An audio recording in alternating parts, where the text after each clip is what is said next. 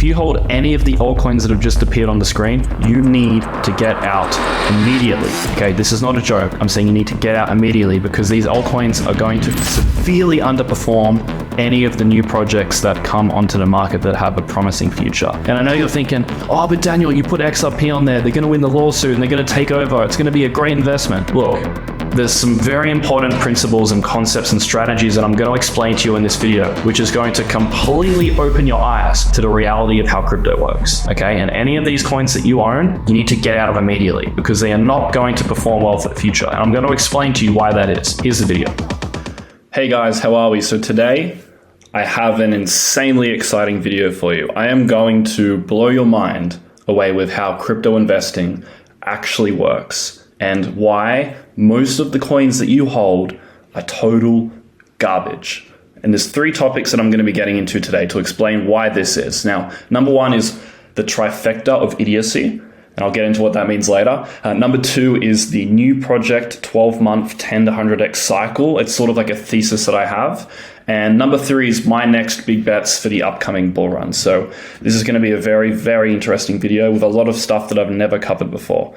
So if you hold any of these coins, you are not a smart crypto investor. I need you to understand this. Like if you hold XRP, Cardano, Tron, Carver, Nexo, any of these coins, you don't actually know how crypto works. You're quite naive and you're still new to crypto investing because no intelligent person buys these coins for the long run who's been in crypto for many years, okay? Anyone who's been in the game for 3 to 5 years, who has made mistakes and learned what actually works and what doesn't work, knows that these coins are total garbage, okay? And I'm going to explain to you in this video why this is if you don't already know why. Because most of you watching see these coins and you're like, oh wait, hold up. I own some of these. Oh, what's this random dude on the internet shitting on my coins for? This idiot. What's he do?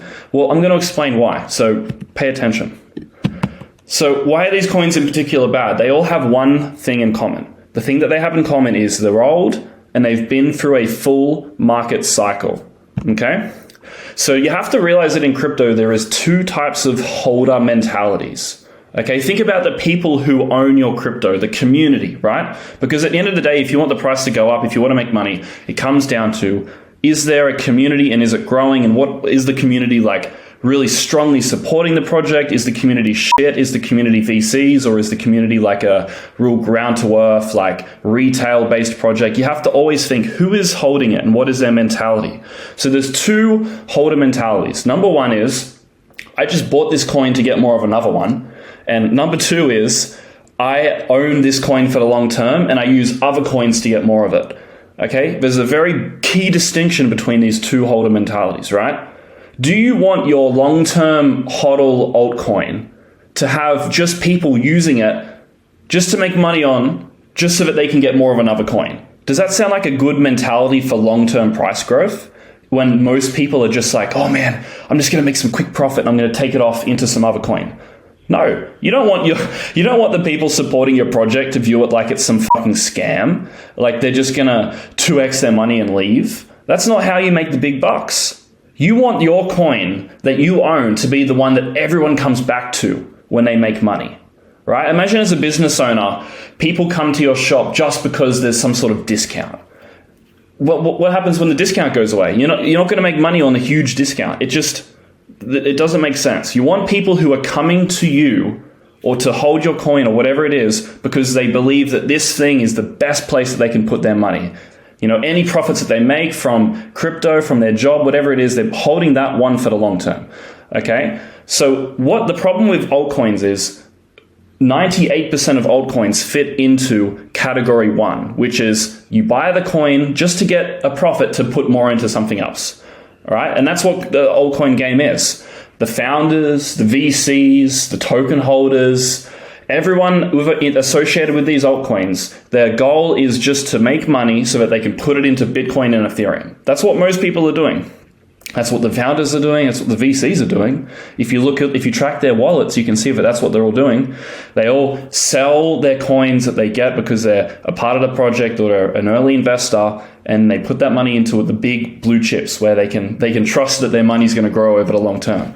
So the altcoin game is purely a game of who can extract the most value as fast as possible. That's what altcoins are. Everyone's trying to take money out of altcoins. But Ethereum and Bitcoin, everyone's trying to put value into it. Do you see the difference? I really hope you see the difference here. And so, yeah, you need to realize altcoins are a game of hot potato, and you are the one being left with burnt hands if you are owning these coins. You look at all these coins and look at these projects and name one of these coins which have been performing well in the past 1 to 2 years. The only one on this list that has performed even slightly well in the past 2 years is Ripple. But that's after it had an absolutely horrendous 3 years prior, where it was one of the worst performing coins of the last bull run. Okay, so XRP is not an outlier. It is still just as shit.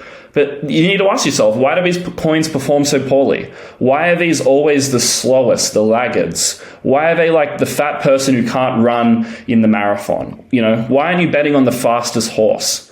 Well, here is the reason why, the trifecta of idiocy. So number one, you have bag holder syndrome. So in life, you find a wife, you marry her, and you stick with her. That's a good idea. In crypto, you find a coin and you apply this same mentality as if you just put a wedding ring on your XRP coin, like you just put yourself into a lifelong marriage with a shit coin. Like, are you an idiot? Like, it doesn't make any sense. It's a bad idea. You need to be a fuckboy in crypto, okay? As weird as that sounds, I know you're all trying to be nice, loyal husbands, but no, in crypto, you got to be a major fuckboy. Okay, you might have the one girl that you really love who you're gonna, stick with, which is Bitcoin or Ethereum, but you're got to be playing around like a fuckboy with these new coins so that you can make profits, so that you can put it back into the majors. Okay, if you're gonna marry a shit coin, it's going to ruin your life, just like if you married a really trash woman. Okay.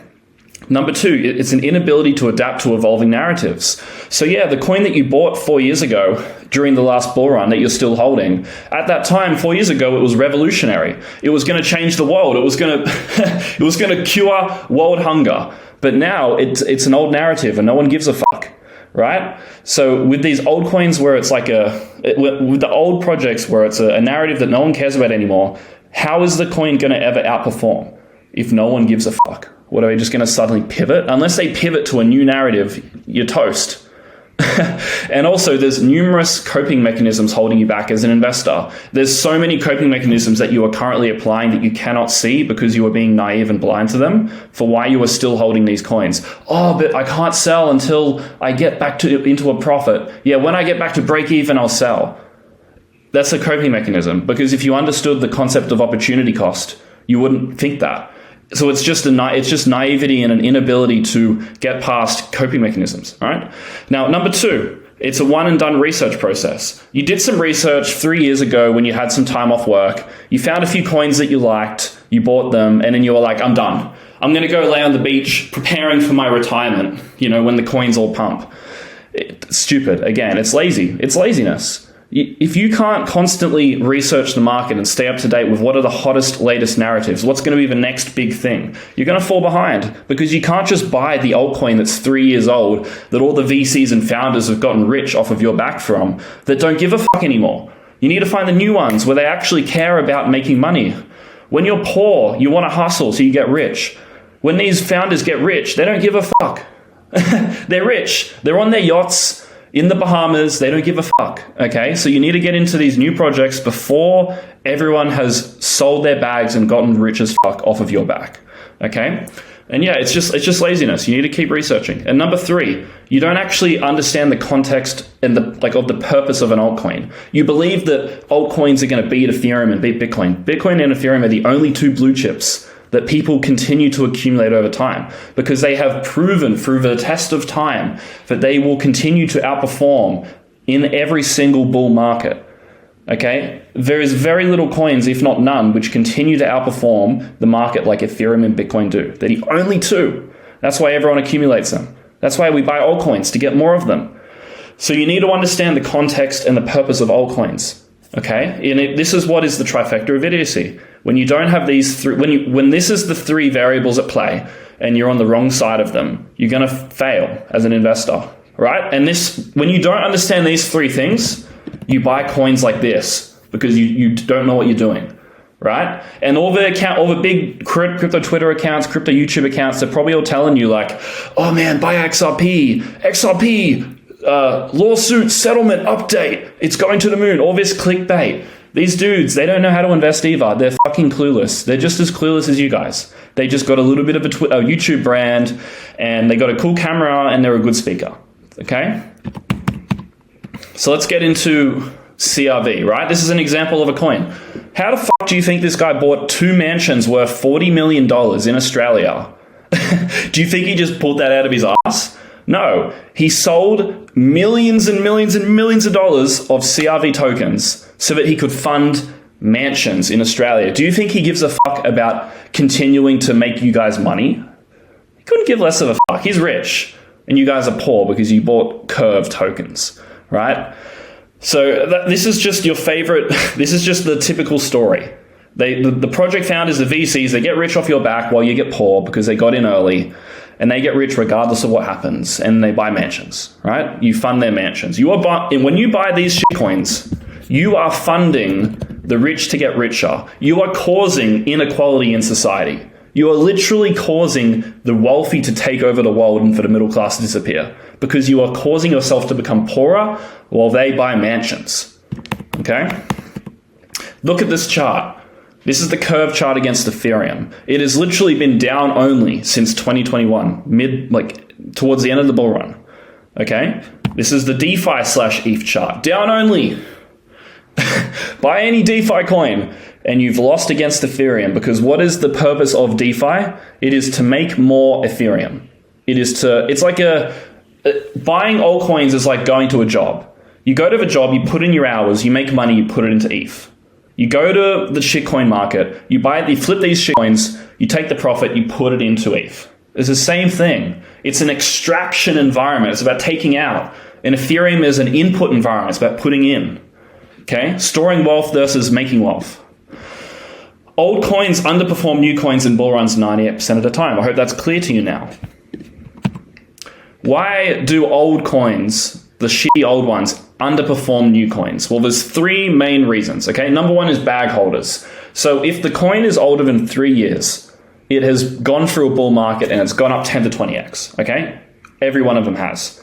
But the problem with that is when the bear market hits, these coins go down 50 to 90%, and they've got what you would call bag holders, which is basically all these investors who once liked the coin, who now don't like it, who are basically just trying to get back to break even so they can sell, right? They bought it at $1, it's now 10 cents, they've lost money, and they're like, oh, well, coping mechanism, I don't want to sell, I'm going to wait till it goes back to $1 in the next bull run. And then, do you want these people holding your coin?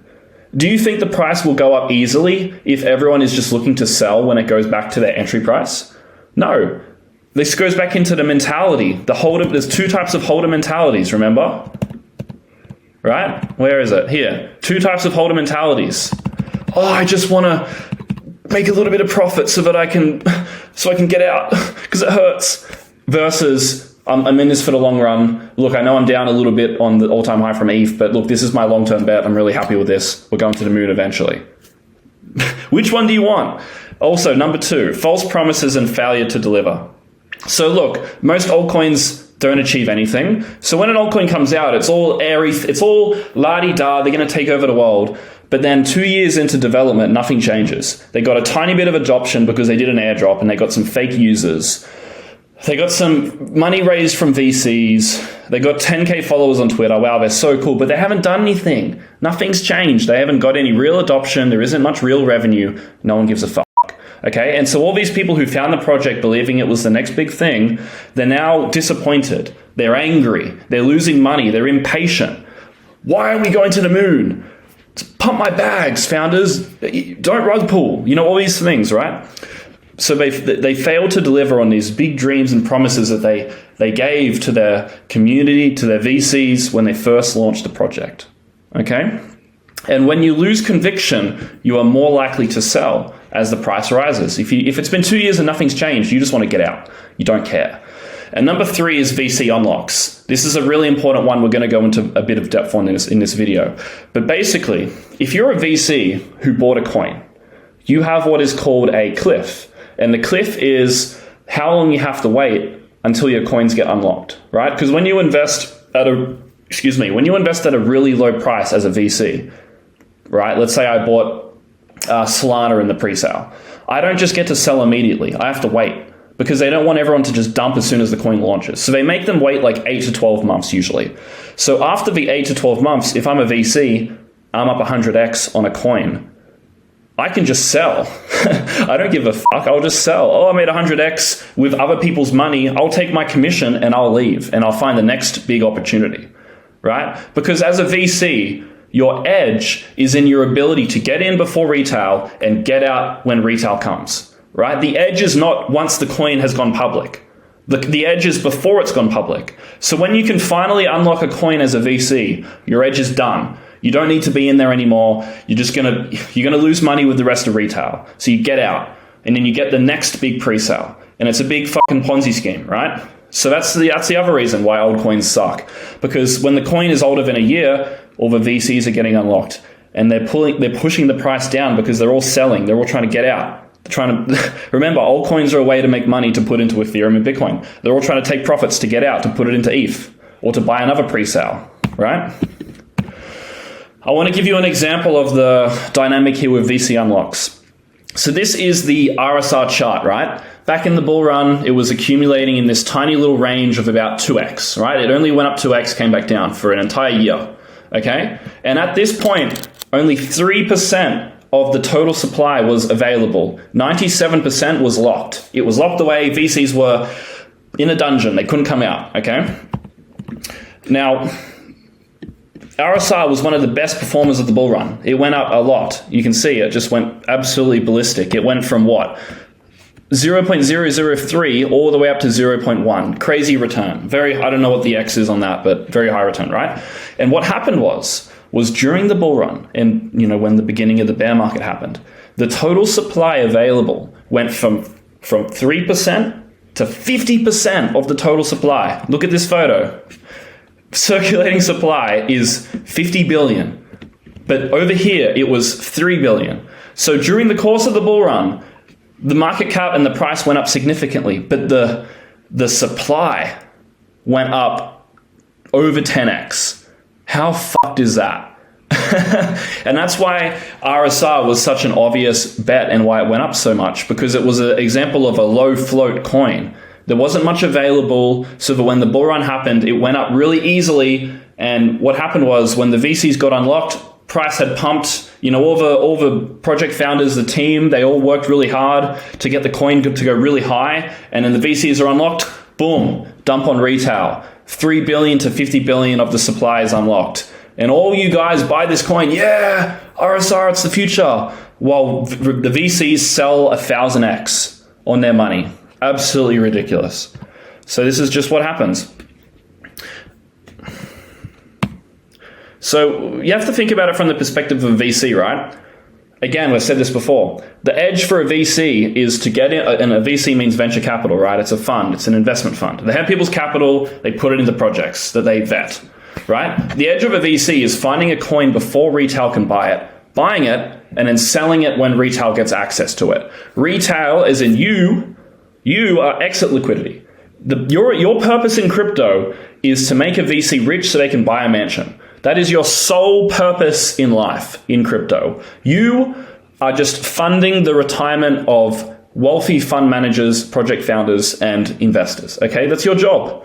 And you're doing your job very well. When you buy these coins, you are doing your job very well. You are a very good little slave to the DeFi founders, to the team, to the VCs. You're their perfect little slave, okay?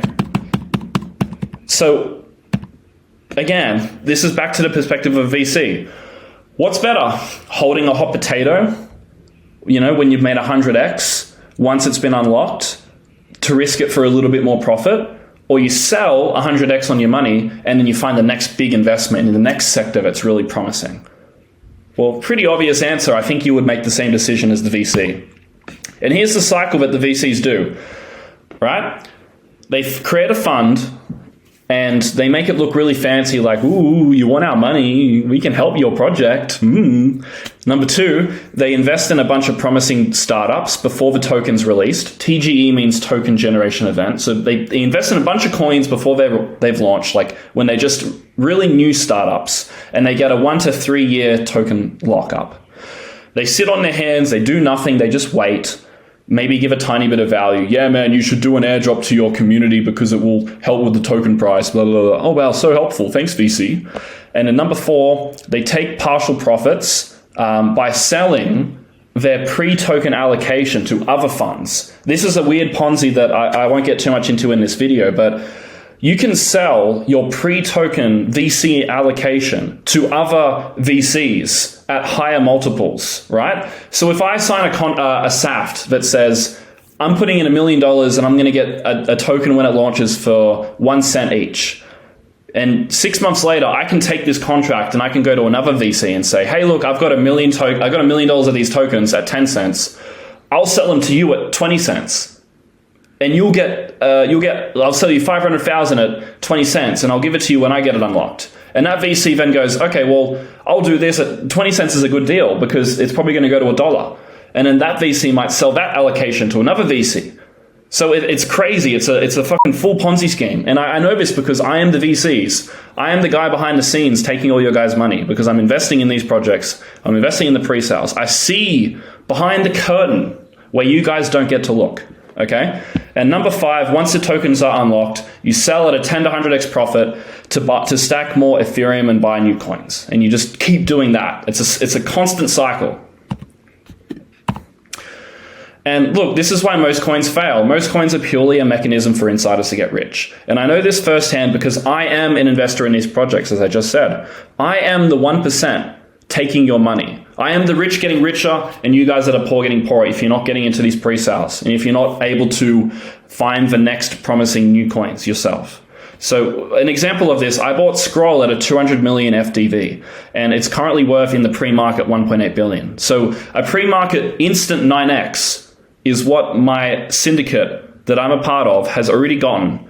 And you can imagine that a project like Scroll, an ETH infrastructure project launching in a year in the middle of the bull run, it will have a crazy valuation and it will be basically free money while you guys are all farming the airdrop and you're all buying the token. Once it launches, I'll be selling to you at a 10x, right?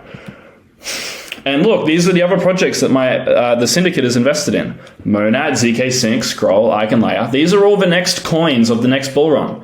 In 1 year, when you watch this video, you're going to look at these coins and you're going to go, oh, wow, yeah, these are the popular coins right now. Yeah, Daniel was right. These, because at the time, no one knows this. No one talks about these coins. But in a year, you're all going to know about them. They're going to be the big hot ones. They're all going to launch their token. You're going to buy the token and the VCs are going to dump on you. And it's a constant cycle, right? But the thing is, yeah, I've invested in a few of these, but my coins are locked for a year. So I have to wait a year. I have a 1 year cliff to be able to, and in a 36-month, slowly the money gets released. I have to wait for that. So do you think I'm going to hold this hot potato after it gets unlocked? You think I'm not going to just take my 50x on my money? When you get offered free money, I'm going to take it, right? I'm not going to gamble it, right? Wouldn't I just make more money putting it back into the next big pre-sales, right? So yeah, this is what it looks like. The project launches, the startup, the dots mean like pre-market, so it's not like a traded market. And this is the valuation rising. So a VC gets in here for $1, they sell their pre-market allocation to someone else, another VC for $2, they sell it there for $5, and it's just a big Ponzi. And then the coin launches, hooray, new coin, everyone loves it. The team's working really hard because they know that they have to make the VCs rich when they exit. So they work really hard. Everyone loves the coin. It's new. It's flashy. It pumps. VCs get unlocked. And then the coin dumps. And then it's basically just an eternal underperformance because people still buy it because they're stupid enough, but not enough people buy it to be able to overcome the selling pressure from VCs. And this chart is basically RSR, right? You get in early. It pumps. VCs get unlocked, dead, right? Same thing. And like, look, this is me. I'm chilling at the top. I'm shitting on your face. I'm shitting on the retail. The project founders are shitting on me because I'm giving them money and they're giving me some imaginary coin, right? So it's not like I'm the perfect man here. The project founders are the big G's. They're the big winners, okay? But look, at least I'm not getting super shat on. At least I'm not dumb retail like most people down the bottom. I'm not getting super shat on. I just got one bird to deal with, okay? So if you want to make money in crypto, you have to take yourself from this bottom section into the top section, or at least you need to be smart retail, okay? You can still make money as a smart retail because you can still shit on someone else, okay? In this metaphor, when a bird shits on another bird, that's basically taking profit and that other person below them losing money, right? So you can be a smart retail, but the best position that you can be in where it's the easiest money is you're either a VC or you build things in crypto, right? And I'm a little bit of both. I build things in crypto, I build education programs, and I also invest, right? So what should you do different? You now understand that you have been completely naive and unaware to how crypto actually works. So what should you do different? Well, there's a number of lessons you should take away from this, okay? Number one, you need to analyze the tokenomics on any coin you intend on investing in. So if the coin's been around for more than 2 years, look at the investor unlocks. How many people are getting unlocked? When's the next big unlock? Have all the VCs just dumped and no one cares about the coin, etc. You need to look at that. And if it's a new project, you need to look at how long until the unlocks begin. So for example, Arbitrum is a new coin, been out for a few months. There's no investor unlocks until the March 2024. So there's about 8 months of no unlocks. That's really good, right? What we tend to see with new coins is the price pumps into the unlock, okay? Generally speaking. So that's an example of it, what you'd want to look for in a good, promising investment. Number two, think about altcoins as a ticking time bomb. So the longer the token has existed, the higher the chance that it's not going to perform well, because there's more people who have sold or are going to sell as they get their coins unlocked. And it's a higher chance that investors get impatient, they get angry, and they get disappointed, right? So yeah, if it's a ticking time bomb, right, you'd rather hold the bomb that has only just been lit at the top, that has a countdown that's hours away. You don't want to buy the one that's about to blow up, okay?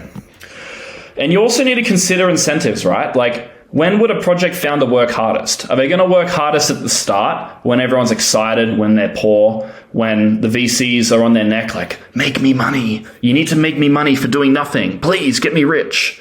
Or is it going to be after the VCs are rich when the community hates you because the coin's down 80% and you haven't solved world hunger, right? And you're already rich.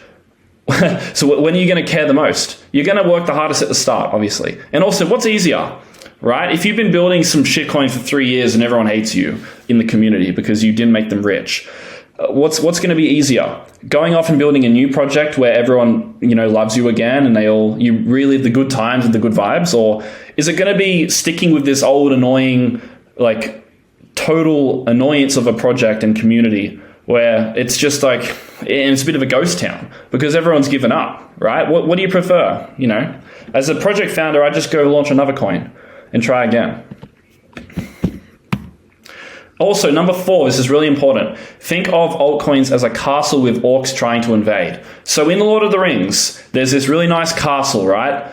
And there's a big battle. But before the battle begins, the castle's chilling, right? You want to live in the castle when there's no orcs there. And when the orcs aren't there, they're in Mordor building their army, right? And when Mordor is building their army, taking down the trees, building axes, and, however they give birth and make little warriors, little fucking orc fighter things. They're just chilling, okay? You can stay in this castle when the orcs are in Mordor. But when the orcs come for you in the castle and they come and they bring their ladders and they all climb in, you need to get the fuck out of that castle. And it's the same concept with altcoins. When an altcoin launches and the VCs are locked in Mordor, they're not going to come in and take your money because they can't do anything. They're locked. And this is when you need to be buying the coins, when they're new, when they're fresh, and when the VCs can't dump on you. Okay? So you need to think about the altcoin as something that has a temporary lifespan where you can enjoy it at the start, but eventually you're going to have to exit as, the fucking Mordor army takes over, okay? Number 5, last lesson. Don't get bag holder syndrome. Bag holding is a disease of the naive and inexperienced. So yeah, in marriage, it's a good idea to bag hold for the sake of your kids and financial situation, but in crypto, bag holding will lead to your destruction, okay? Again, I want to re-emphasize this point. This is me. Also, this is me as well. And this is probably you. So if you want to go from here to here, I have a mastermind. If you want to level up in the bird shitting hierarchy so that you can actually make some good money this bull run, my mastermind will be able to get you there, because I'm going to be giving you guys access to these pre-sales, to these syndicate investments into the next big projects. I'm going to be showing you the next 100x altcoins for the next bull run using my evaluation process I've just explained to you. I'm going to be giving you the access to the single most accurate investing system in crypto to basically buy near the bottom and sell near the top. And I'm going to be giving you all the free money opportunities that appear in the bull run. Okay? If you want to take yourself from the bottom to this level in one click, one step, easy. Now, if you'd like to apply for the mastermind, as I said, 5 people I bring on every month. I try to keep it small. This is the website, danscryptomastermind.com. You'll find a link in the description of this video. But yeah, you can see there's all the details here, testimonials. One of the guys made $61,000 from an airdrop that he got within a couple months of joining the mastermind. So all the details here. Would love to see you apply if you're interested. But yeah, you've just watched this video and I just shat on your bags probably. So, you know, you just shat on my bags. Please, sir, tell me what to buy. What coins do I buy? You're probably wondering. Well, I'm going to cover this in the next video, okay? In the next video, or one of the ones coming, I'm going to be talking about my top 10 to 100x picks for the next bull run, and it's going to be a great video. So if you've watched all this way, congratulations. You actually care about your future in crypto, which is really good. I'll see you in the next video. Thanks for watching.